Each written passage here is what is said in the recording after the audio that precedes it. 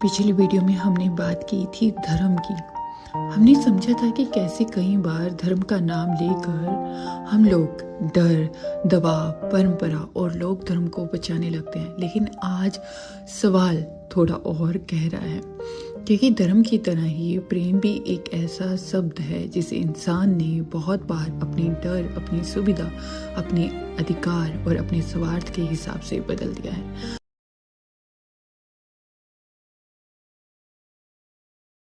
कभी आकर्षण को प्रेम कह दिया तो कभी मोह को प्रेम समझ लिया, कभी अधिकार को प्रेम का नाम दे दिया और कभी किसी इंसान को कंट्रोल करने की इच्छा को भी प्रेम कह दिया। आज हम बात करेंगे कि आखिर प्रेम है क्या? क्या सच में हम प्रेम करते हैं या कई बार प्रेम के नाम पर किसी को अपनी इच्छा के अनुसार जीने पर मजबूर करते हैं? प्रेम यह शब्द जितना सुंदर है उतना ही मिसअंडरस्टूड भी है।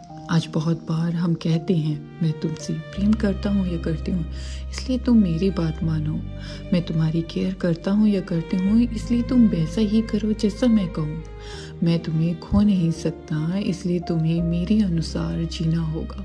सुनने में ये बातें प्रेम जैसी लग सकती हैं, लेकिन इनके भीतर कई बार प्रेम से ज्यादा डर, असुरक्षा और अधिकार छिपा होता है।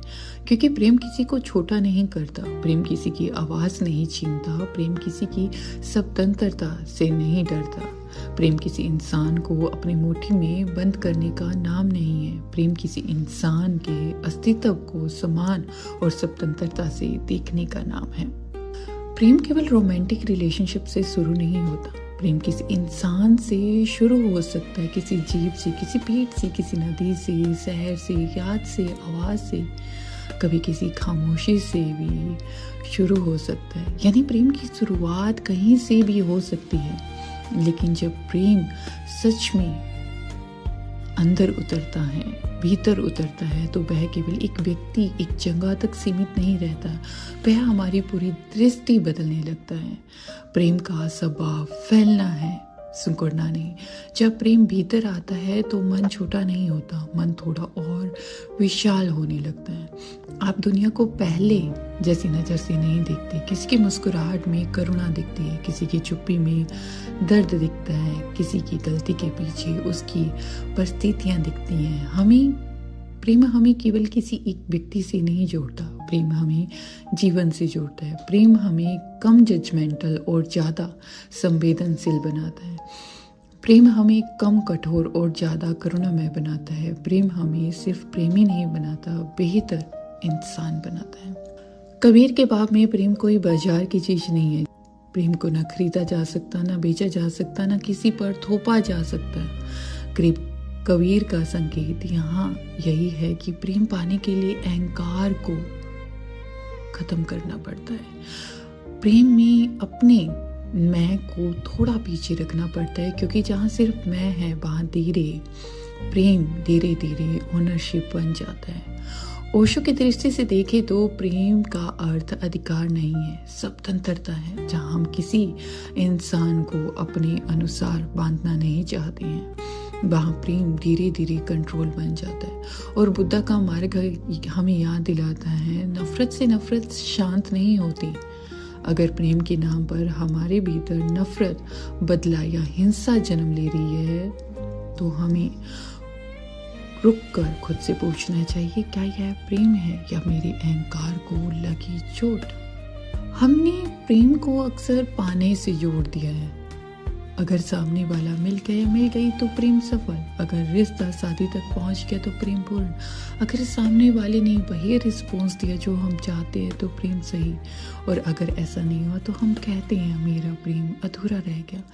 लेकिन शायद प्रेम को इतना छोटा नहीं करना चाहिए। प्रेम का अर्थ सिर्फ मुझे मिल जाए नहीं है। प्रेम का अर्थ मैं समझ पाऊं, मैं सामने वाले की भावनाओं को समझ पाऊं, उसकी स्वतंत्रता को समझ पाऊं, उसकी परिस्थितियों को समझ पाऊं, उसकी चुप्पी को भी सम्मान से देख पाऊं, उसके होने से भी जोड़ पाऊं, और सबसे जरूरी मैं अपने भीतर भी देख पाऊं कि जिसे मैं प्रेम कह रहा हूं या कह रही हूं, क्या सच में वह प्रेम है या मेरी इच्छा, मेरा डर, मेरा मोह या मेरा अधिकार है।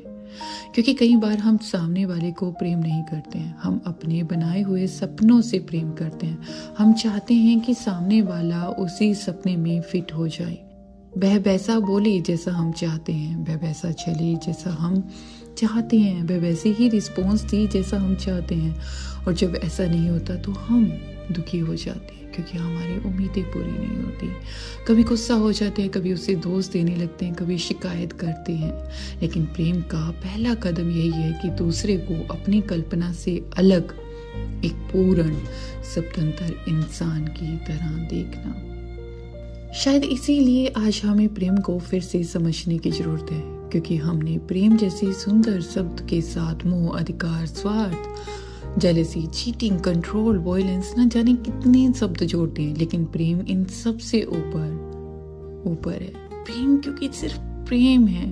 प्रेम किसी को बांधने का नाम नहीं, प्रेम किसी पर अधिकार जताने का नाम नहीं, प्रेम किसी को डरा कर अपने पास रखने का नाम नहीं, प्रेम किसी की स्वतंत्रता को अपराध बना देने का नाम नहीं है।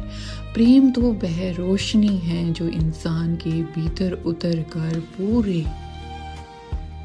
दुनिया में पॉजिटिविटी फैलाती है, उसकी दृष्टि बदल देती है। प्रेम हमें केवल किसी को पाना नहीं सिखाता, प्रेम हमें किसी को समझना सिखाता है। प्रेम हमें केवल प्रेमी नहीं बनाता, बेहतर इंसान बनाता है। और शायद इसीलिए प्रेम पाने से पहले प्रेम को समझना जरूरी है। हर ब्लड रिलेशंस से जुड़े रिलेशंस को प्रेम का नाम देकर बांध नहीं सकते। प्रेम कभी भी किसी से कैसे भी किसी भी सिचुएशंस में हो सकता है, क्योंकि प्रेम अपने आप में पूर्ण है। अगर इस बात को आपने आपको सोचने पर मजबूर किया है तो कमेंट में लिखिए, आपके अनुसार प्रेम क्या है।